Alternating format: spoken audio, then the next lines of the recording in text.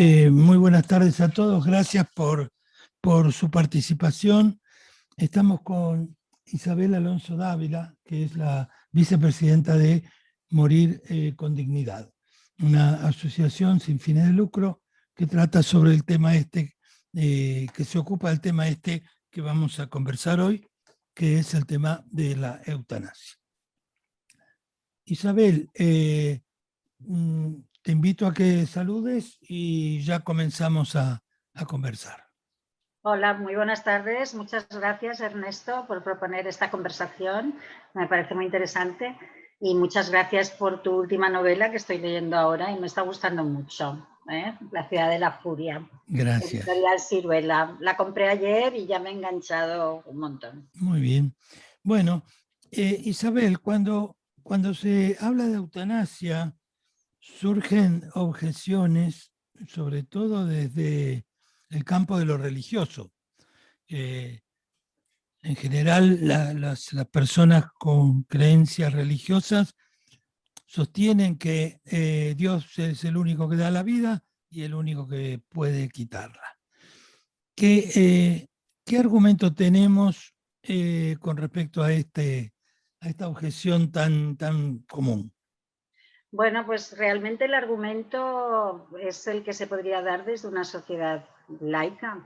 Es decir, que las personas creyentes tienen derecho a tener sus propias creencias, pero que las leyes de un Estado laico no pueden convertir en leyes generales las creencias particulares. Entonces, como una ley que regula el derecho a la eutanasia, lo que está haciendo es dar un nuevo derecho. Un derecho nunca es una obligación, o sea, sabemos en los países que está legalizada la eutanasia que mueren por eutanasia entre el 2% de las muertes en Bélgica y el 4% de las muertes en Holanda.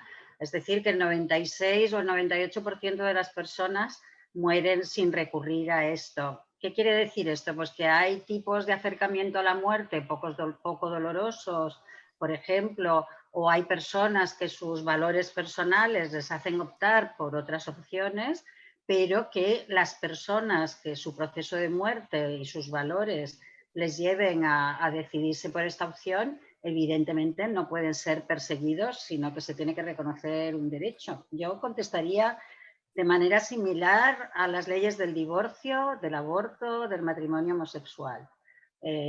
Hay personas que pueden pensar lo que quieran, por ejemplo, pueden decir que el divorcio es pecado, que el matrimonio homosexual es pecado, que la eutanasia es pecado, el aborto es pecado, y esto estará muy bien para ellas y sus creencias, pero no puede ser que se limite un derecho a la libertad. La Constitución española dice que la libertad es el derecho que está por encima de todos. Entonces, el derecho a la libertad tiene que regir durante nuestra vida y también en el momento del proceso de muerte. Por lo tanto, les contestaría eso, que fenomenal que ellos crean eso, pero que no impongan a toda la sociedad sus creencias a través de leyes punitivas. ¿Qué iba a decir? De manera que esto, para las personas creyentes que sostienen esto de que Dios da la vida, es el único que puede quitarla, esto no es una opción posible. No, a ver, hay que aclarar también que dentro de la religión católica, que es lo que más conozco, hay y ha habido figuras muy importantes. Hace pocos días murió Hans Küng. Hans Küng era un teólogo alemán, jesuita, profesor en la Universidad de Tubinga, que a través de la experiencia de la muerte de uno de sus colaboradores en el tema de la teología y gran amigo y también sacerdote, y ver lo que fue ese proceso, él reflexionó, y tanto en su autobiografía como en un libro que se ha traducido por Editorial Trota también al castellano, que se llama Una muerte apacible, ahora no recuerdo bien el título, pero Hans Küng dice que él no es opuesto a la eutanasia, incluso que le gustaría, y él dice que no está opuesto a la doctrina cristiana. Incluso llega a decir que precisamente las personas que creen que hay otra vida después de esta son las que menos miedo deben de tener a tomar esa decisión. Entonces, aquí en Cataluña teníamos al Pare Llimona, que era capuchino, a Lluís Vila, franciscano. Son personas que han opinado que la eutanasia no entraba en contradicción con la religión cristiana, sí con lo que dice la jerarquía, porque evidentemente sabemos lo que ha dicho la Conferencia Episcopal Española y el Papa, este Papa, que parece que es más abierto, pero cuando se trata de definirse... Mira, hay un tema respecto a esto interesantísimo, porque a mí, bueno, yo he sido educada en el catolicismo y son temas que me interesan, y me interesan también los temas de cuando se establecen grietas en determinados pensamientos monolíticos. Entonces, en Bélgica, que sabemos que es un país también de tradición católica, y sobre todo en la parte flamenca de Belga, hay una gran parte del sistema sanitario que, igual que aquí en España, está concertado, pero depende de órdenes religiosas. Y en concreto hay una orden religiosa, los Hermanos de la Caridad, que se encargan prácticamente de un gran número de hospitales psiquiátricos. Bueno, pues hay un conflicto abierto entre esta orden religiosa y el Vaticano, y el superior de esta orden de origen belga que vive en Roma, y este conflicto está porque estos padres franciscanos que tienen cuidado de los enfermos mentales han llegado a decir que se niegan a tener que trasladar de sus hospitales a otros centros. O sea, hasta ahora, desde la legalización de la eutanasia en Bélgica, cuando un enfermo pedía la eutanasia en un hospital católico, lo que hacían es trasladarlo a un hospital no católico, ¿vale? Pues esta orden religiosa dijo que ya se había acabado esto, que era una crueldad trasladar a los enfermos que quisieran recurrir a la eutanasia, y de hecho practican eutanasias. Han sido, bueno, les han obligado a quitar, hay un conflicto que está abierto todavía, les han obligado a quitar la palabra hospital católico, ahora les quieren, como si dijéramos, expulsar de los bienes que ocupan, porque se suponen que son edificios religiosos, pero bueno, ya se ve que, por ejemplo, no todos los cristianos piensan lo mismo, y en las encuestas que se han hecho en España ha salido claramente que el 66% de los católicos practicantes, perdón, el 56% de los católicos practicantes estaban a favor de la legalización de la eutanasia, y luego si eran católicos no practicantes subía prácticamente a lo mismo, al mismo nivel que la opinión de la población en su conjunto, un 87%. O sea que no todos los católicos dicen lo mismo. ¿Y hay alguna religión que tú sepas que donde está contemplada la eutanasia o digamos o permitida o tolerada? A ver, las tres religiones monoteístas son las que más claramente defienden lo que tú has dicho. La vida nos la da Dios y Él nos la quita. Pero a este argumento ya respondió Francis Bacon en el siglo XVII. O sea, cuando él dijo, si la vida nos la da Dios y Él nos la quita, cuando nosotros hacemos algo por salvar la vida de una persona en un proceso de muerte, también estaríamos contradiciendo los designios de Dios. Bueno, es un libro precioso, se llama Ensayo sobre el suicidio, y lo recomiendo porque contesta una por una y sobre todo con este argumento tan claro, ¿no? O sea, evidentemente, bueno, si te cae una piedra no te apartes porque parece que él habla de piedras, no habla de lo que se puede hacer ahora a veces en los hospitales por mantener vidas, que a veces vidas que ya no tienen posible ni curación ni una mejora del bienestar. Me imagino que Hume se hubiera, es Hume, no es Francis Bacon, que también escribió, pero es Hume. Hume se hubiera echado las manos a la cabeza con lo que podemos hacer ahora para mantener vidas, ¿no? Está muy bien cuando van hacia una mejora, pero no cuando es simplemente mantener agonías. Entonces, las religiones no monoteístas, por ejemplo, el sintoísmo en Japón, tienen otra relación con la muerte. No conozco realmente si hay como una manifestación a favor de la eutanasia en otro tipo de religiones, pero bueno, sabemos también que ha habido costumbres. Hay una novela preciosa de una autora italiana que se llama La Cavadora, está traducida tanto al catalán como al castellano, ella se llama Michela Murgia, y habla de una costumbre que había en la isla de Cerdeña, que era igual que había una comadrona en los pueblos que ayudaba a las mujeres a parir, pues había una mujer que ayudaba a las personas a morir. Entonces sabemos que también están las películas sobre los esquimales, o hay películas japonesas que tratan este tema. No se vive con tanto terror, yo creo que se vive con muchísimo terror, por lo menos en el catolicismo, y debe ser este miedo al infierno, al castigo, al juicio final, porque no en todas las culturas se vive la muerte de la misma manera. Ahora, si hay una manifestación a favor de la eutanasia, la verdad es que es una pregunta interesante, pero que no conozco la respuesta. Bueno, yo publiqué hace años, en 2010, una novela histórica que se llama El Relicario. Y entre otras cosas, lo que se cuenta que en épocas de la colonia, en Argentina al menos, existía una figura que se llamaba el despenador, y a quien se llamaba en los momentos en que un miembro de la familia estaba agonizando o estaba muy mal o sufriendo mucho, y el despenador se encargaba de mandarlo para el otro mundo. Y esto era una práctica muy habitual en una sociedad que era muy católica, por otra parte, ¿no?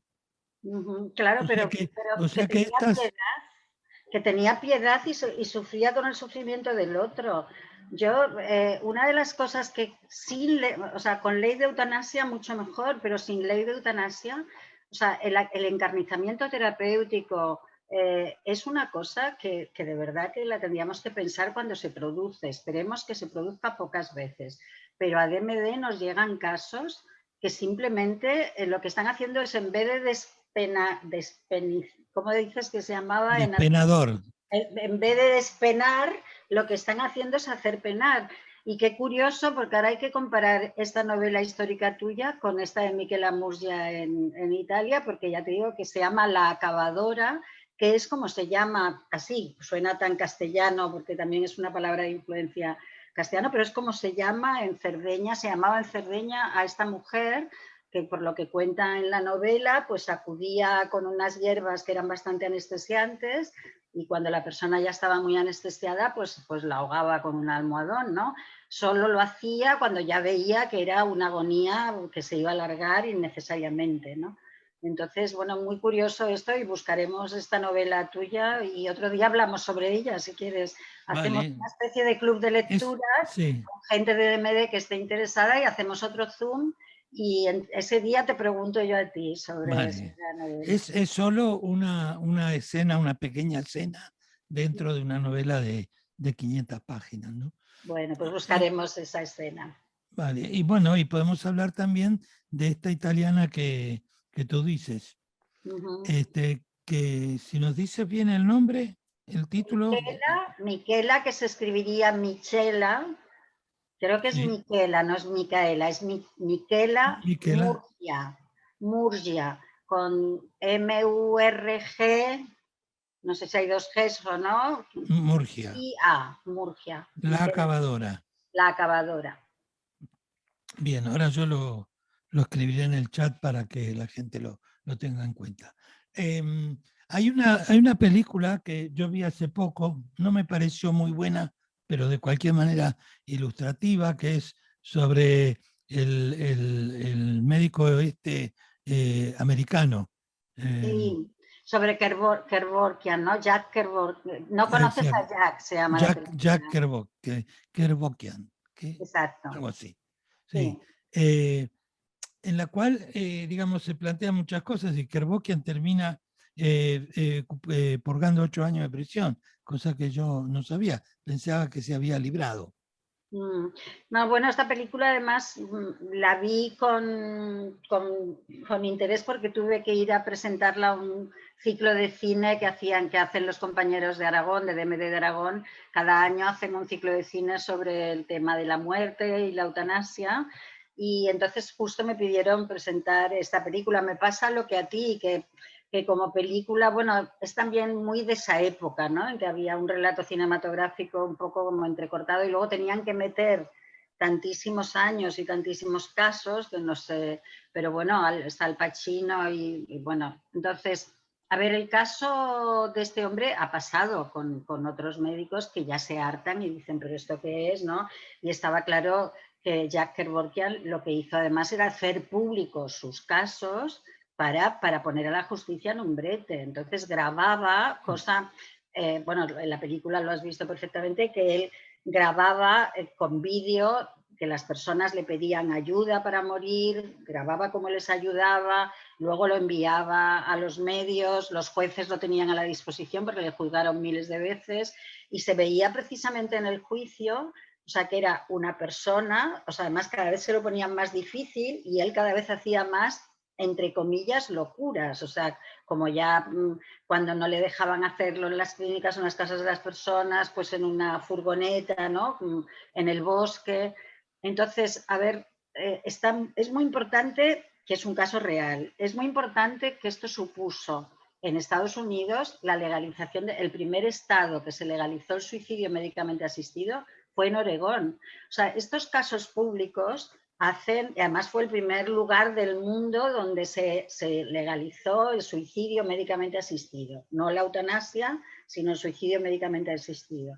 Entonces es muy interesante porque estas personas que se arriesgan luego a la prisión realmente nos ponen ante el espejo y nos hacen, en su caso además hacía a los jueces, su abogado defensor, por ejemplo, que al principio no estaba muy de acuerdo, pero hay gente que luego cuando lo ve en la realidad, entonces en DMD cuando venían personas a decirnos que ya no podían más y que ahora ya, menos mal, con la ley no tendremos que informar de estas cosas, pero precisamente les informábamos de que si decidían hacerlo por su cuenta y hacerlo bien para que no pudiera suponer para nadie ningún problema de tipo judicial, que tenían que grabarlo en vídeo y que se viera que lo hacían ellos solos, ¿vale? Entonces, esto es el caso de Ramón Sampedro. Hay un vídeo grabado que en realidad estaba destinado al juez, luego saltó a los medios de comunicación a través de Antena 3. Pero es el caso de José Antonio Arrabal, que también hay un vídeo muy impresionante que publicó El País. José Antonio Arrabal quiso que se publicara este vídeo para militar él a favor del derecho a la libertad de decidir. Y luego el último caso que hemos conocido masivamente ha sido el de Ángel Hernández y María José Carrasco, y este caso ha tenido la característica de que ha sido el primero en que la persona que ayuda sale también en el vídeo. O sea, Ángel Hernández decidió exponerse él también para, o sea, no, normalmente lo que vemos siempre es la persona, el vídeo y en soledad la persona. Como María José, su esclerosis múltiple, María José Carrasco, había llegado a un nivel en que ya no podía hacerlo ella sola y Ángel, su marido, la tuvo que ayudar. Por eso decimos que ayudar a morir es un acto de amor, ¿no? Y hay veces, la primera vez que lo oyes puede ser que digas, es que ahí, en el caso de María José y Ángel Hernández, se ve clarísimamente este acto de amor de un marido cuidador durante 17 años de una mujer con una enfermedad progresiva y un dolor insoportable. Entonces, Jack Kevorkian grababa, y entonces ahí hay una documentación que la película intenta meter en la película, las grabaciones originales, también lo que salió en la prensa. Quizás el guión era complicado de llevar a cabo o no acertaron, pero me pasó lo mismo que a ti, que la encontré muy interesante por su información, pero un poco compleja, ¿no? La cantidad de casos y luego la biografía muy interesante, ¿no?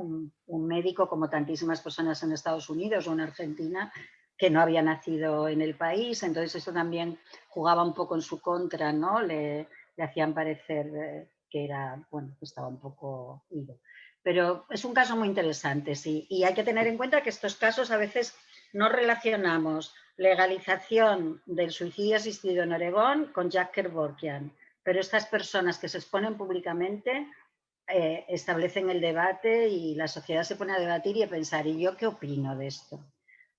Y entonces es muy importante y es de agradecer. Ahí en la película hay casos, se ven también los casos que Kevorkian rechaza. Es decir, una persona que viene porque está deprimida o porque tiene otro tipo de problemas, y dice usted no es elegible para que lo ayuden. Sí, esto pasa en la ley también. O sea, la ley establece unos requisitos y establece dos requisitos, ¿no? Tener una enfermedad grave, incurable, con un sufrimiento para la persona insoportable, y por lo tanto es incurable, que no tiene posibilidades de cura y un sufrimiento que no se puede aliviar, Y la otra posibilidad es estar en una situación, bueno, por aquí lo tengo, porque siempre para decirlo bien, pero la otra posibilidad que establece la ley es tener un padecimiento grave, crónico e imposibilitante. A ver, es importante, enfermedad, entonces vamos a pensar en un cáncer, en una esclerosis múltiple, y en la ley española desde el principio se ha metido el padecimiento grave, crónico e imposibilitante, y esto se ha metido por el caso Ramón Sampedro. O sea, para que el caso Ramón Sampedro, para que una persona como Ramón Sampedro esté incluida en la ley, no se puede poner enfermedad grave e incurable, porque es un estado, es una situación en que te has quedado. Entonces es muy importante que la ley, nosotros en DMD somos muy radicales, nuestra filosofía es que la única condición para que una persona pueda ser ayudada a morir es que la persona lo pida reiteradamente y esté en plenas capacidades mentales y no tenga ninguna presión. O sea, por ejemplo, si una persona se suicida porque le han sacado de su casa por un desahucio, esto nos parece un horror, porque es tan solucionable. Esta persona lo que necesita es una casa. O sea, nunca hay que ayudar a morir a una persona porque está en una situación económica muy desfavorable. Y además es que no pasa en los países que está legalizada la eutanasia. O sea, las personas que piden la eutanasia normalmente son personas con un grado educativo medio alto y una situación económica favorable. Pero quiero decir que es verdad que no todos los casos deben de entrar, pero para la asociación lo importante es ofrecer unas condiciones de vida digna, unos cuidados paliativos muy dignos, que no haya problemas de otro tipo, y lo otro es respetar la voluntad de la persona. Es que yo quiero morirme, solo no lo quiero hacer, porque pues mira, es que no soy médico, ni médica, ni enfermera, ni enfermero, quiero ayuda, entonces lo pides reiteradamente, lo pides sensatamente, y aparte nadie nos queremos morir. O sea, quiero decir, nos queremos morir cuando no estamos bien. Y si hay un problema psiquiátrico, los países que contemplan esta situación, que son Bélgica y Holanda por ahora, lo que se establece es que no solo tiene que haber dos médicos implicados, el médico responsable y el médico consultor, sino además un psiquiatra que certifique que ese padecimiento es incurable y que es insoportable para la persona. Entonces, hay que decir que hay países más avanzados que nuestra ley, que sí que incluyen, y esto en DMD, a ver, en DMD estamos atendiendo a personas que vienen, o sea, sobre todo el equipo de asesoramiento personalizado. Y hay personas que vienen con patologías mentales que sufren muchísimo y además que saben, los psiquiatras, los médicos psiquiatras saben que hay enfermedades mentales incurables con un sufrimiento insoportable. Entonces, las personas que están cerca de estas enfermedades y que están de acuerdo con la eutanasia, hay personas en nuestra asociación que dicen que se dedican profesionalmente a la psiquiatría o a la psicología y están indignadas que en la ley no se les haya recogido. Porque claro, eso te tienes que ver en una situación profesional de decir, es que esta persona lleva pidiendo morir 15 años y ya no podemos hacer nada más por ella. Y el ejemplo que he puesto antes de los padres franciscanos en Bélgica son hospitales para enfermos mentales. Entonces, hay enfermedades mentales que provocan un sufrimiento insoportable. Tenemos la suerte seguramente de no tenerlas nosotros, pero hay que considerar ese aspecto también. Entonces, Kevorkian decía eso y tenía mucha razón, porque la depresión pues, puede ser pasajera y espérese usted un poco, pero las leyes luego tendrán que avanzar para respetar fundamentalmente la libertad de las personas sin ningún tipo de causa externa como presión familiar, presión por condiciones de vida, etcétera. Y siempre que la situación ya se diga, mira, sí, es que esto no va a tener solución. Hay enfermos mentales que han tenido 10 intentos de suicidio. Bueno, hay muchos suicidios por enfermos mentales. ¿Qué pasaría si estas personas pudieran acudir a un médico a decir, me quiero suicidar, pero me quiero suicidar bien, con ayuda médica? ¿Cuántas de estas personas se descubriría que había un tratamiento? Siempre decimos que una ley de eutanasia a veces alarga vidas, porque, bueno, pues te acercas al psiquiatra, quiero ayuda para morir. Entonces, mira, vamos a probar primero esto, vamos a probar primero lo otro. Ahora, ¿sigues sufriendo un montón? Pues yo creo que es ser humano, es que no es, o sea, no es ser malo, es ser buena persona. Ayudar a una persona que está sufriendo mucho y te está pidiendo esta ayuda. O sea, Tú mencionabas antes lo del tema de las leyes de divorcio y eso. En Argentina al menos, cuando se dictó la ley de divorcio, muchas organizaciones, sobre todo organizaciones religiosas, pusieron el grito en el cielo, valga la redundancia. un lugar muy apropiado para ellos. Y argumentaban que, bueno, que ahora iba a haber una ola de divorcios, que todo el mundo iba a divorciarse, etcétera. Y en realidad, luego lo que se vio, lo que sucedió fue que no que aumentaran los divorcios, aumentaron los casamientos, porque había muchísima gente que estaba unida Claro. irregularmente y que deseaba tener regularizada legalmente esa situación. Pero que sabía que luego tendría la oportunidad, que no era, sería una cadena para toda la vida, sino querían, ¿no? Bueno, en España hay un caso muy gracioso. El PP votó en contra de la ley del divorcio. Y Qué yo siempre, raro. sí, qué raro. Pero sobre todo lo más raro es que yo creo que fue tener ley del divorcio y los que más se divorciaron fueron los diputados del PP. O sea, el Álvarez Cascos, yo creo que lleva ya 3 o 4, y había gente que había votado en contra del divorcio. Y con la ley del matrimonio homosexual, Rajoy, o sea, el PP vota en contra y siempre las envían al Tribunal Constitucional. Y en el caso de la ley de eutanasia también, ya han dicho que la van a llevar al Tribunal Constitucional. Y ya está en la agrupación Hazte Oír de integristas cristianos también haciendo presión para el Tribunal Constitucional. Votan en contra de la ley del matrimonio homosexual.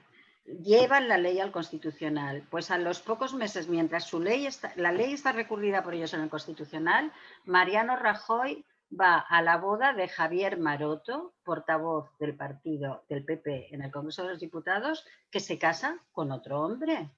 Y que el otro día en el programa este del intermedio, no sé, hace ya un tiempo, que salía Thais Villa, es esto que hace entrevistas por allí cerca del Congreso a los diputados cuando van llegando, y salió el que ahora es senador y era el anterior portavoz en el Congreso, y le dice, bueno, pero tú estás casado, y él dice, bueno, ya no, que estoy divorciándome. Y luego sale Maroto diciendo lo feliz que era con su pareja, con su hombre. Digo, pero ¿cómo pueden tener tanta cara? ¿Y cómo no les recuerda el periodista ahí en ese momento? Y bueno, pero vuestro partido votó en contra del matrimonio homosexual. Con el aborto votaron en contra, pero hay, por ejemplo, Celia Villalobos, del Partido Popular, que luego fue ministra de Sanidad, votó a favor del aborto. Y Celia Villalobos ahora ya no es diputada, porque pues, fue la que le pillaron jugando a los videojuegos cuando estaba en la mesa del Congreso, pero va diciendo que ella está a favor de la eutanasia. Y nosotros como asociación hemos querido que en este tema el PP diera libertad de voto, pero no lo hemos conseguido, porque sabemos que hay gente del PP que está a favor. O sea, Claro. lo que he pensado, porque son un poco más modernos, porque no dependen tanto de la Iglesia. Si es que el 87% de la población está a favor, solo el 8%, esto es encuesta de Metroscopia de febrero, me parece, del 2019. Solo el 8% está en contra y, sin embargo, en el Parlamento ahora sí queda la mayoría y se parece más el Parlamento a la opinión de la sociedad. Pero mientras había mayorías del PP, era un desfase entre la opinión de la sociedad y la opinión del Parlamento, con lo cual tenemos que suponer que el PP es que lo que dice la Iglesia Católica integrista, no toda, la Iglesia Católica integrista, pues resulta que eso va a misa para ellos también, nunca mejor dicho. Antes hiciste una diferenciación entre suicidio asistido y eutanasia. ¿Cuál es la diferencia? Pues mira, primero hay que decir que en la ley, voy a encender esta luz porque me parece que ya me estoy quedando a oscuras, pero a lo mejor ahora se me ve peor. En la ley española están incluidas las dos cosas, la eutanasia y el suicidio médicamente asistido. Lo que pasa es que han evitado decir la palabra suicidio, porque bueno, pues es una palabra demonizada. Entonces te explico primero la diferencia y luego te explico cómo lo hacen en la ley. Vale. A ver, eutanasia es cuando una persona ayuda a morir a otra de forma activa, intencionada, a petición de esta persona, ¿vale? Pero es la persona que ayuda la que produce la muerte. Entonces, imagen clara. El médico pone un producto, normalmente se pone primero un producto tranquilizante que te lleva al sueño y luego es un producto que te para el corazón, ¿vale? Entonces es en esta inyección donde iba ese producto y esa inyección la ha puesto un médico. Eso es eutanasia. Si el médico te receta ese producto y tú lo bebes, eso es suicidio médicamente asistido, ¿vale? Y podemos hablar de suicidio asistido y suicidio médicamente asistido. ¿Por qué se utiliza la palabra suicidio? Porque eres tú el que ingieres el producto. Atención que a veces han producido casos de personas que ya no podían ingerir, pero entonces han montado un ordenador que con un movimiento de pestañas daban una orden, que entonces se abría una vía. Pero la idea es, ¿quién hace la acción? ¿La persona que te ayuda es la que te pone el producto? ¿O la persona que te ayuda te proporciona el producto mediante receta o dándotelo y tú te lo tomas? Entonces, esta diferencia, que en realidad las dos son muertes asistidas, ¿eh? Nosotros hablamos de muerte voluntaria asistida. Nos gusta mucho esta idea de muerte voluntaria, porque morir nos vamos a morir todos. Bueno, pues hay gente que quiere voluntariamente adelantar su muerte. Las dos son muertes voluntarias, la eutanasia y el suicidio médicamente asistido. Entonces, ¿por qué se mantiene mucho esta diferencia? Pues, por ejemplo, en Estados Unidos, en los estados en que está legalizada la muerte asistida, la muerte voluntaria asistida, solo está legalizado el suicidio médicamente asistido. No hay ningún estado de Estados Unidos que tenga legalizada la eutanasia. ¿Cómo argumentan esto? Lo argumentan diciendo que la única manera de garantizar que de verdad la persona quiere hasta el último momento hacerlo es que sea la propia persona la que lo haga. Pero esto plantea un problema que es primero respetar la libertad de elección. Yo, por ejemplo, si mi situación de proceso de muerte me hace pedir la eutanasia, yo prefiero que alguien me ponga una inyección a tener yo que beber un producto, a ver si me lo veo bien, si me lo veo mal, si vomito o si no vomito, lo tengo clarísimo y además parece que está un poco amargo.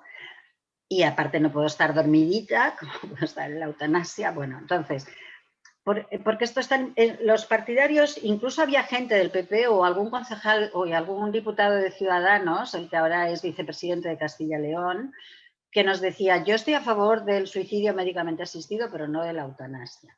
Y es este concepto de que es la única manera de garantizar que la persona hasta el último momento lo quiere hacer, que no hay dudas hasta el último momento. Pero ¿qué problemas plantea, ya digo, además de restringir la libertad de elegir? Que hay personas que no lo pueden hacer, ¿vale? Entonces, para nosotros lo que está bien es lo que pasa en Bélgica, Holanda, Luxemburgo, Canadá, Colombia, y ahora se está abriendo en más países, que es tener las dos posibilidades. Entonces, según las circunstancias, según el tipo de persona, o a lo mejor en la conversación con el médico, pues tú llegas a la conclusión de que prefieres hacerlo tú. En la ley española, ¿qué dice? Habla de un contexto eutanásico y entonces dice que se incluye como prácticas eutanásicas las dos posibilidades, pero sin nombrar suicidio médicamente asistido. No dice, pero dice, hay dos prácticas eutanásicas. Una es que el médico imponga el producto activamente y tal, la otra que sea el enfermo el que tal. Y en los dos casos, en la ley española dice que el médico tiene que estar presente hasta el fallecimiento.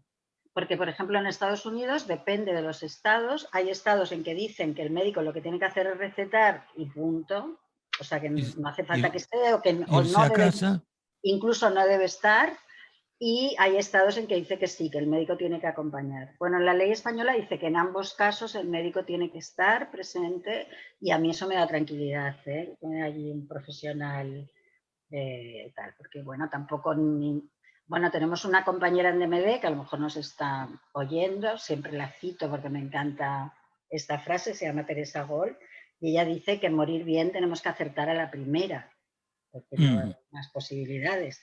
Pues eso, entonces yo prefiero hacerlo con ayuda profesional y tal. Y es interesante que en Suiza, que va gente a morir, no está legalizada la eutanasia. y tampoco está legalizado el suicidio médicamente asistido, lo que está es no penalizado. Era como cuando discutíamos con el aborto, legalización o no penalización. Incluso dentro del feminismo había mujeres que decían, no, legalización no, porque es que entra la ley en el cuerpo de las mujeres, lo que queremos es que nos den libertad de nosotras, no nos castiguen por hacer lo que queremos. Entonces, en Suiza no está penalizado ayudar a morir a otra persona si lo haces por motivos altruistas, es decir, si lo haces a demanda de la persona y no es para quedarte con nada de ella.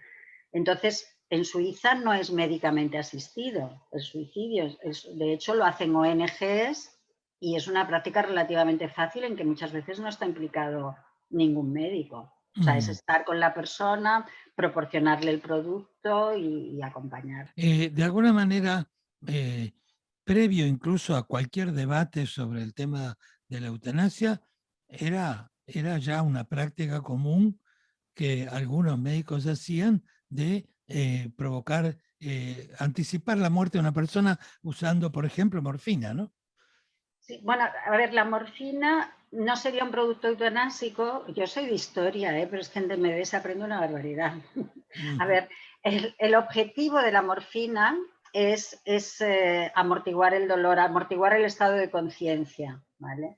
Entonces, no es un producto eutanásico en el sentido de que tú pones una dosis de morfina X, pero si dejas de ponerla, la persona se vuelve a despertar. Es verdad que una dosis muy grande de morfina, pero no produce esa muerte instantánea. O sea, hay como marcha atrás con la morfina, ¿no? El producto eutanásico es un producto que va a pararte el corazón, no a quitarte el nivel de conciencia. Entonces, como dejas de comer, evidentemente, primero, como ya estás muy débil y además dejas de comer y tal, pues, pero hay veces que incluso una sedación profunda, la persona tarda días en morirse, ¿vale?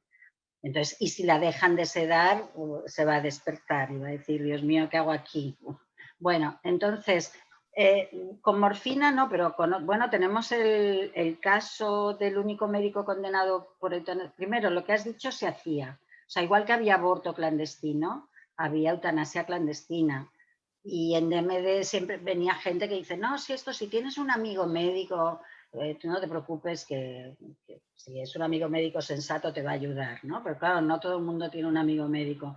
Y en los países en que se ha legalizado, este debate, por ejemplo, en Bélgica y Holanda, existió y demostraron con cifras que había eutanasia clandestina. O sea, que no era legalizar una práctica que es que antes no se hacía y ahora se iba a hacer de forma legal, es que ya se hacía, ¿vale? Entonces, sí que es verdad que esto es legalizar una situación que antes iba. Otra de las cosas que te dicen, a ver, no sé si será verdad o no, pero se decía, incluso una escritora, periodista famosa que murió hace poco, no, es que ha muerto en esta clínica carísima, que todo el mundo sabe que en esta clínica te ayudan a morir, no lo sé, eran comentarios. Entonces, es importante señalar esto, que eran prácticas que se hacía, igual que había aborto clandestina, y que sacar a la luz, y por lo tanto, aquí hay una cosa muy importante que dice mucho la ley, que es garantizar la igualdad de la ciudadanía en el acceso a este derecho.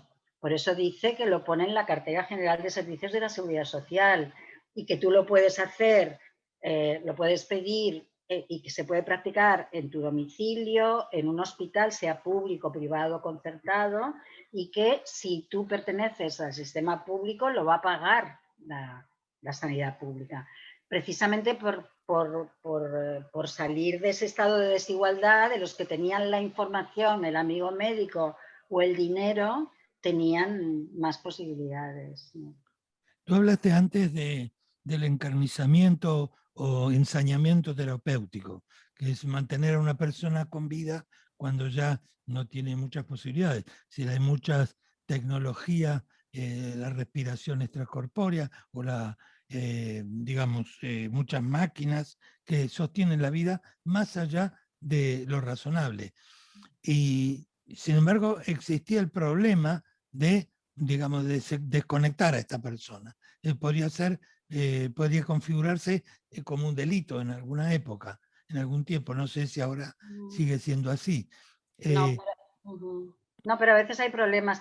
A ver, hay gente que prefiere hablar de obstinación terapéutica, Yo creo que habrá casos que sean de encarnizamiento, con esa palabra tan fuerte, ¿vale? Es que me estoy encarnizando aquí con esa persona porque mis creencias me llevan a hacer esto. Pero, y obstinación parece ser que es que, bueno, pues médicos y médicas que están acostumbrados a seguir intentándolo, sin reconocer que somos mortales, que nuestra vida o sea, que en algún momento vamos a morir y mira, esta persona ya se está muriendo, por favor, dejémosla tranquila. A ver, la ley habla de esto en su preámbulo. Es que, claro, la ley habla de que una de las causas que han llevado a este debate sobre el derecho a la eutanasia, una es el aumento de la esperanza de vida hasta edades que estamos muy contentos de vivir cada vez más, pero que a veces hay personas que llegan a situaciones de vida en que están vivas, pero dicen mi vida ya no tiene la dignidad que yo quiero, ¿no? Y habla también de la cantidad de medios que hay ahora para mantener a una persona con vida que no había antes, que son los que nos llevan a situaciones a veces. A mí me gusta hablar aquí de alargamiento de agonías, no de alargar la vida, porque lo que se está alargando es la agonía de las personas y llamándolo así, que yo creo que es lo que es, creo que la gente diría, a ver, esto no está bien hecho, porque si dices, no, le estamos alargando la vida, ¿no? Entonces parece que estás haciendo un bien, porque si le dices, le estamos alargando la agonía a esta persona, qué contentos estamos porque son 24 horitas más o 3 días más, pues bien.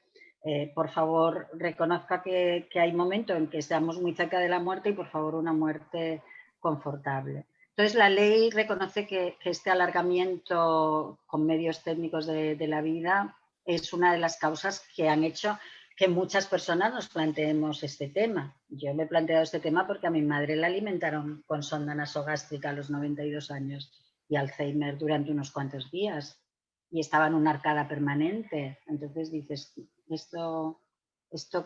¿por qué? ¿Para qué? ¿Por qué ¿No? ¿Para hacemos qué? esto? ¿Por qué torturamos a las personas?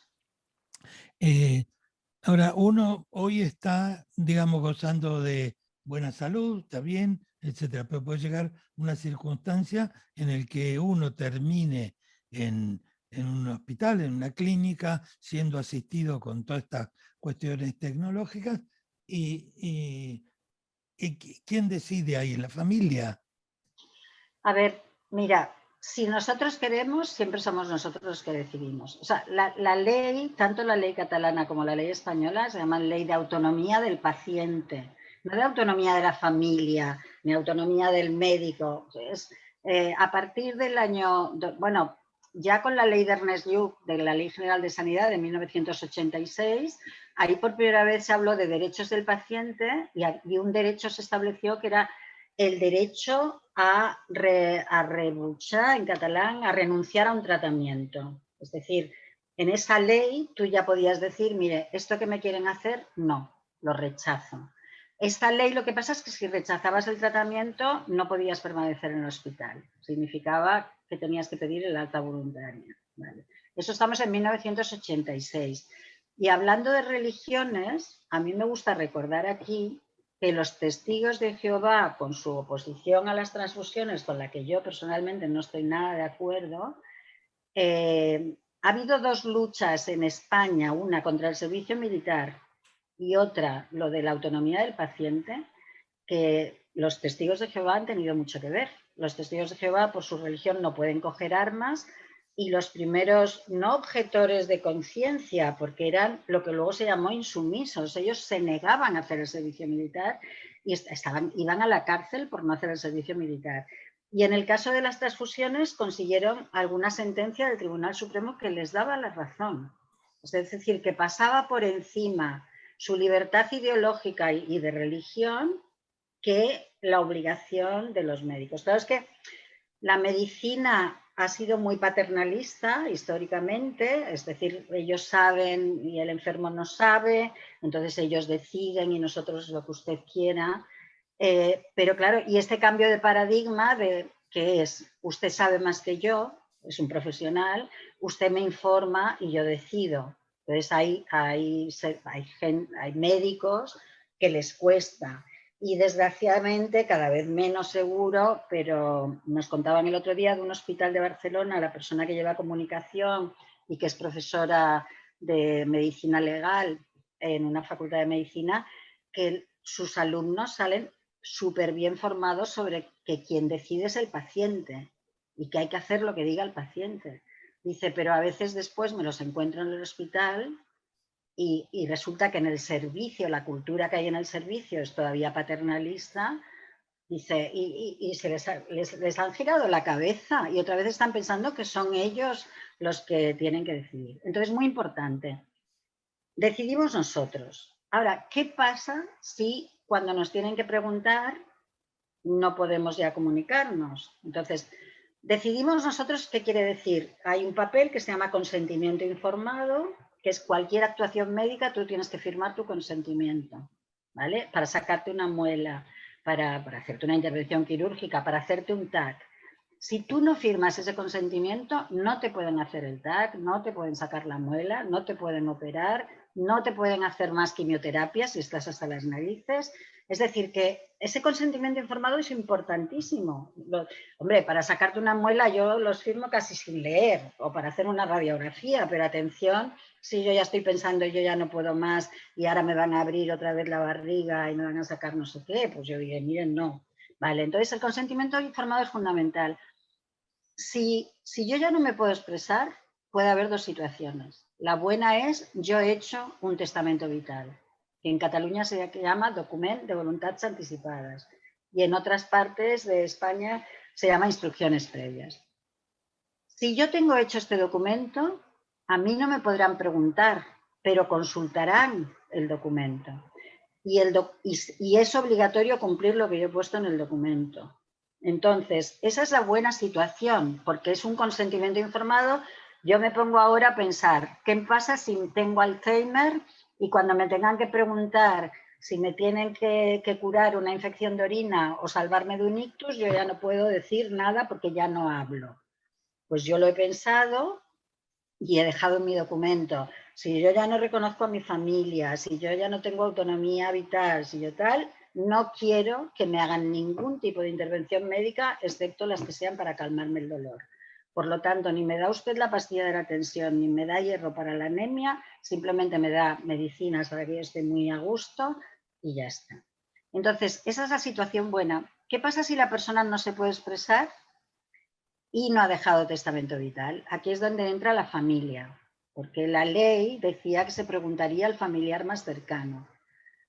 Atención, que esto lo cambió el PP en la ley del menor, porque bueno, esto ya es muy complicado y ahora en la ley está que hay que preguntar al familiar o la persona más cercana, pero en realidad ha habido un cambio legislativo en una disposición adicional segunda a la ley del menor del PP que dice que si no hay testamento vital se hace lo que diga el médico y dice siempre a favor del mantenimiento de la vida del paciente.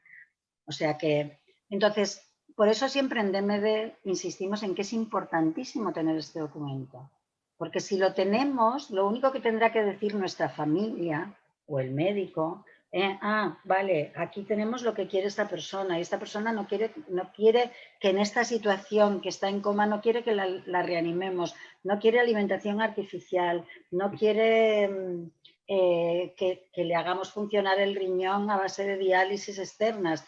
Es que no quiere que le hagamos respirar con un respirador artificial, no quiere tener un corazón externo que le esté bombeando.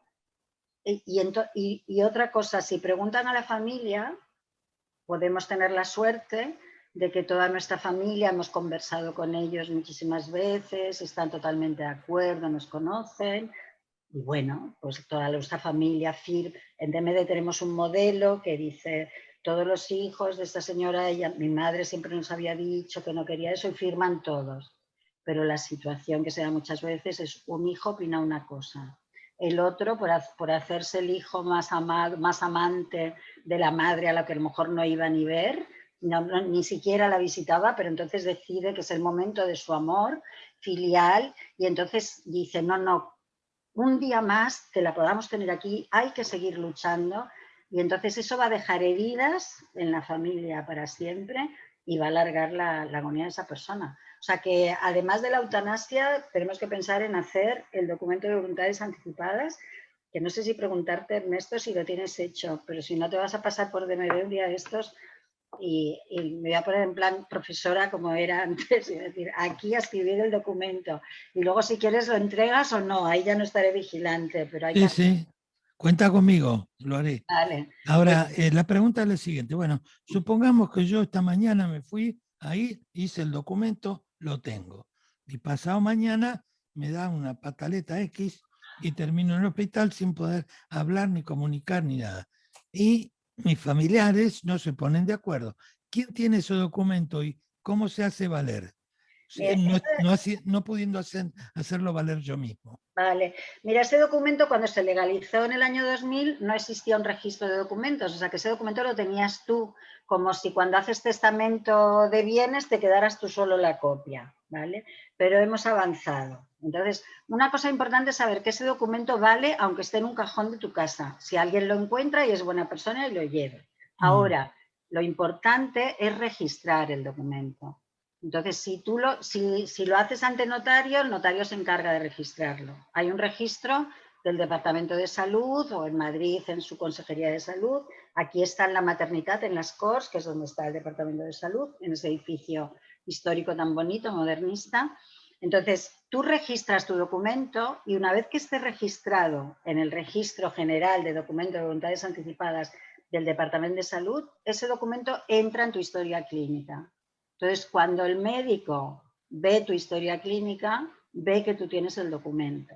Vale. Hay cosas a mejorar, como parece ser que las historias clínicas de atención primaria es muy fácil ver el documento, se ve muy bien, pero en las historias clínicas hospitalarias, que a veces son más complicadas, hemos tenido algún caso que los médicos del clínico no sabían encontrar el documento de una señora que lo tenía hecho. Y a la pobre la hicieron de todo cuando ya era muy mayor y se hubiera muerto de un ictus, pues tranquila, pues la salvaron, entre comillas, y murió 15 días después en un sociosanitario que se podía haber ahorrado esos 15 días de sufrimiento, de no poder hablar, de querer hablar y no poder hablar, cuando ya tenía hecho su documento. Y eso simplemente fue porque la historia clínica era tan complicada que cuando la hija les decía, mi madre tiene el documento, no lo encontraban. Entonces la hija lo tuvo que pedir al Departamento de Salud, se lo enviaron, lo llevó, pero mientras tanto la habían salvado, entre comillas, a la señora. Y entonces ya no era tan fácil, no había eutanasia. Por lo tanto, una vez salvada, sí que ya le hicieron solo medicina paliativa, no curativa, pero tardó en morirse. Sí, sí. Entonces es muy importante registrarlo y aparecerá en tu historia clínica. ¿Qué prevé la ley como, digamos, para prevenir abusos en esta cuestión? Bueno, siempre ellos mismos dicen que es una ley muy garantista, ¿no? Ha sido el PSOE el que la ha registrado y luego ha sido una ley llevada por el PSOE y Podemos. Insisten mucho en garantista, tanto que nosotros de MD pensamos que a veces se pasan de tan garantista, porque el proceso para pedir la eutanasia tiene que pasar por tantas fases de garantía que a veces, esto pasa en Holanda, Bélgica y Luxemburgo, a veces llega la autorización cuando la persona ya se ha muerto. O sea que es mejor prever, o sea, si tú tienes una enfermedad incurable que ya sabes cómo va a ser su deriva, es mejor no esperarte a decir ya no puedo más, porque además una vez que tienes la autorización para la eutanasia, tú puedes poner la fecha cuando tú quieras. Ahora, lo que sí que puede ser es que digas, bueno, pero tampoco estoy tan mal, no me duele tanto, y luego llega un día que digas, ya no puedo más, ya no puedo más, y entonces hay que iniciar el proceso. Mira, es tan garantista, la primera parte del proceso es que tú tienes que pedir la eutanasia a un médico, que la ley dice que es el médico responsable. Va a ser el médico responsable de todo el proceso. ¿Vale? Entonces, este médico, en un plazo de 24 horas, o bueno, 48, si no los plazos luego los examinamos, porque creo que de 48 horas, tiene que tener un proceso deliberativo contigo. O sea, tú le dices yo quiero la eutanasia y el médico tiene obligación de informarte, mira, esta enfermedad que tienes, todavía tendríamos este recorrido para alargarte un poco más. O mira, no te preocupes que no vas a sufrir porque vas a tener acceso a los paliativos. La ley también dice que si una persona pide eutanasia hay que ofrecerle cuidados paliativos, los que están incluidos en la cartera de servicios. O sea, que eso que dicen de no se cuidan los paliativos y ya nos dan la eutanasia, es que la ley dice, bueno, entonces el médico mantiene este proceso deliberativo y eso, y ahora viene. Y 48 horas después le dice al enfermo, bueno, ya ha reflexionado, ¿quiere seguir adelante o prefiere alguna de las alternativas que le planteé? Si la persona dice, quiero seguir adelante, tiene que hacer otra petición. Las peticiones, aparte de estos intercambios orales, hay que hacerlas por escrito. Entonces, primera petición, 15 días después te dan para reflexionar y a lo mejor para morirte de dolor. 15 días después tienes que hacer una segunda petición. Otro proceso deliberativo, y si tú sigues diciendo lo tengo clarísimo, entonces se consulta con un médico consultor. El médico responsable consulta con un médico consultor. Entonces ya hay dos médicos. Este médico consultor lo que tiene que hacer es revisar la documentación, entrevistarse con el paciente y decir sí, esta persona entra dentro de la ley o no, esta persona no entra dentro de la ley. Si le dice no entra dentro de la ley, el enfermo puede recurrir a la Comisión de Garantías y Evaluación. Bueno, y ahora viene. Ya tenemos dos médicos que han controlado y han dicho, sí, esta persona entra dentro de la ley. Dentro de eso tienen que asegurarse que no hay presiones familiares, que no hay situaciones, o sea, todo esto los médicos lo tienen que calcular. Vale, entonces, en ese momento viene un control externo, que España será el único país con ley de eutanasia que lo tendrá. Y los colegios de médicos de Cataluña están bastante enfadados por esto, porque hay una comisión de garantía y evaluación que en los otros países donde está legalizada la eutanasia es a posteriori, pues si el médico ha hecho, no sé, no lo ha hecho bien, pero en España es anterior. Y esta comisión estará compuesta de médicos, juristas, enfermeras, o sea, será multidisciplinar. El presidente de la comisión, que serán autonómicas, en ese momento dice, tiene que nombrar a un médico y a un jurista de la comisión para que miren la documentación y digan sí, entra dentro de la ley. O sea, ya vamos por el tercer garantía. Y entonces, si dicen que sí entra dentro de la ley, viendo la documentación, pues ya el presidente de la comisión dice, se puede hacer esta eutanasia. Si dicen no lo vemos claro, queremos entrevistarnos con el paciente, puede haber otra entrevista con el paciente, ya irían 4. Y el paciente a lo mejor en ese momento les dice, por favor, he pedido la eutanasia, es legal, me podéis hacer caso ya. Bueno, lo estoy diciendo un poco, pero me imagino que puede haber situaciones que, porque además van transcurriendo plazos, hemos contado que son unos 45 días desde que haces la primera petición hasta que se puede hacer, porque van pasando plazos de días hábiles por ahí en medio. Bueno, y entonces ya se hace la eutanasia y entonces hay que rellenar toda una serie de informes que se vuelven a enviar a la Comisión de Garantía y Evaluación. ¿Qué han dicho los colegios de médicos de Cataluña? Que esa intromisión de un jurista, esa desconfianza sobre la profesión médica, que significa que van a controlar un acto médico unas personas desde fuera, les parece que no entra, porque los médicos en su código deontológico ya saben que van a hacer, en este caso, cumplir la voluntad del paciente. Entonces, se han quejado de esa comisión de control previo. Y luego ha habido otros colegios de médicos, por ejemplo, el de Madrid, con el cambio de junta directiva, que están haciendo una oposición brutal a la ley. Bien, yo propondría, bueno, si las personas que están siguiendo esto a través del YouTube, si quieren hacer preguntas, este es el momento. Las preguntas aparecerán en el chat y yo te las transmito y las iremos contestando en la medida de lo posible. Quiere decir, según esto que nos has comentado, que hay una burocracia que puede demorar, no sé, 45, 60 días, o como es la burocracia, que no tiene plazos, ¿no? Y Sí, mientras hay tanto hay plazos, una persona sufriendo. Sí, hay plazos, están establecidos los plazos, menos mal. Incluso hay un artículo que pone que si el médico prevé que la persona, porque bueno, se me olvidó decir que esto es el sistema si la persona está consciente y puede tomar decisiones. Si no, lo puede haber dejado pedido en su documento de voluntades anticipadas, lo que pedíamos antes. Y entonces, en realidad, claro, es que esa persona ya no podría hacer los procesos deliberativos con los médicos y tal, se acorta un poco el plazo si la persona ya no... Pero, y dice, en un artículo dice que si se prevé que la persona está próxima a perder la capacidad de decidir, se pueden acortar algunos de los plazos. Por ejemplo, los 15 días estos entre la primera petición y la segunda. Bueno, es curioso porque es un poco tan complicado, porque seguro que me he olvidado algún paso y algunas cosas, que hemos rescatado la palabra proceloso, que yo me sonaba de las traducciones de griego, porque mira que estudiamos mal griego aquí en el bachillerato y yo incluso en los primeros años de carrera, porque es una pena.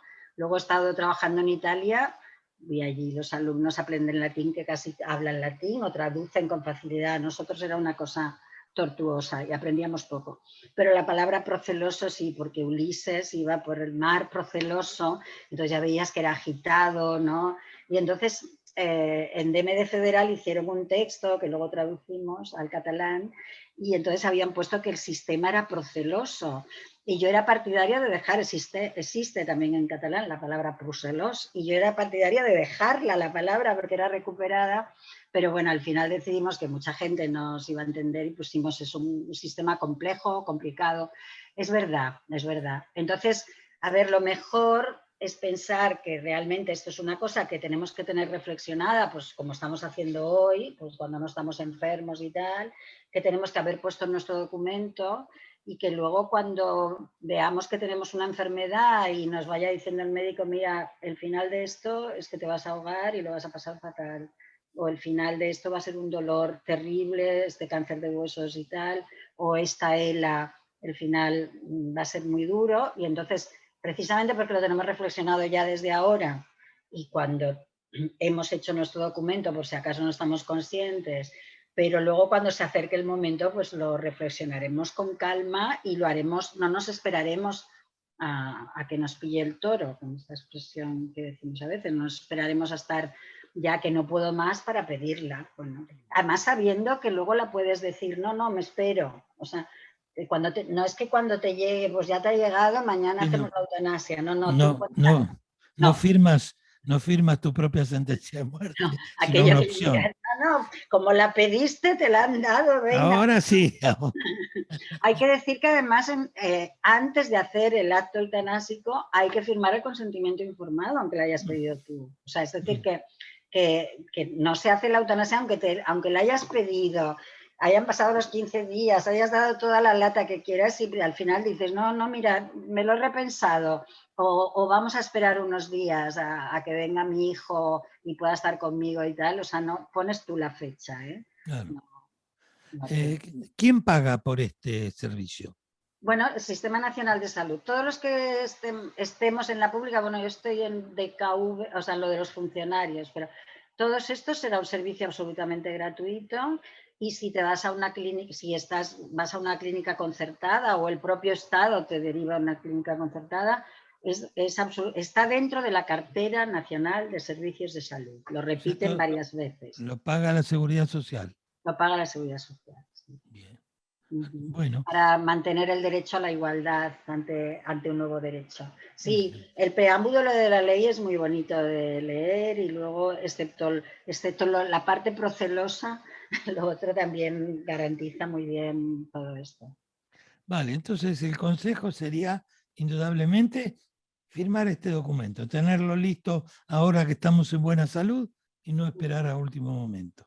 Exacto, y entonces hay que decir que la asociación nuestra, DMD Cataluña, si nos estáis viendo desde Cataluña, pero si no hay asociaciones de DMD, en Colombia hay, en México hay, en el resto del Estado español también hay. En concreto en Barcelona estamos en Portal del Ángel número 7, cuarto piso, o sea que estamos súper en el centro. Y personas voluntarias por la mañana de 10 a 12 y media y por la tarde de 17 a 20. Estamos en la asociación por ejemplo, para que venga una persona a decirnos cómo se hace el documento de voluntades anticipadas, que le demos los modelos que nosotros tenemos, que ahora estamos cambiándolo para introducir la ley de eutanasia, porque hasta ahora no estaba introducida en el documento. Hasta ahora tú podías decir, no quiero que me alarguen la vida, no quiero que me pongan productos curativos y no solo paliativos, no quiero soportes instrumentos de soporte vital, pero ahora además, si tú quieres, podrás poner, y además quiero morir de forma rápida e indolora a través de esta palabra tan bonita que es eutanasia. Entonces, cualquier persona que tenga una duda puede venir a consultarnos, y yo en concreto estoy los lunes de 5 a 8. O sea que, Ernesto, si tú quieres venir un día que esté yo, que ya nos conocemos. ¿Qué días estás tú? Los lunes. Lunes de 5 a 8. Vale. ¿Vale? Allí estaré. ¿Qué iba a decir? Me dice que está en la calle Portal del Ángel.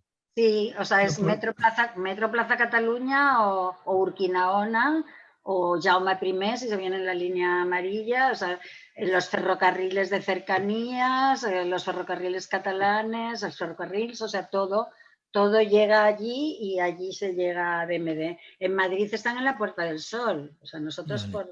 por centralidad de oficinas. Bueno, y luego hay que decir que tenemos puntos de atención a las personas, por ejemplo, en Sitges, en Sant Cugat, en Girona, en Figueras. Bueno, y me imagino que habrá una página web donde todo esto se puede, se puede, digamos, consultar, ¿no? Y se pone Dret a morir dignament Cataluña y se entra a nuestra página web, se pone en Google, y si no también se pone Derecho a morir dignamente federal y se entra y hay información de todos los sitios donde estamos. Vale. Bueno, mira, no queda más que agradecerte por esta información, que creo que es muy útil y necesaria, y que sepamos que no es necesario esperar a estar sufriendo para ponerle fin al dolor, al sufrimiento, cuando no hay más remedio, cuando es inevitable. Porque yo creo que una de las cosas más tremendas que hay es el dolor físico. El dolor físico es una cosa espantosa que todos lo hemos experimentado. Imaginemos lo que sería eso. Así que bueno, yo el lunes voy a estar ahí viendo a Isabel y haciendo mi documento. Y recomiendo al resto.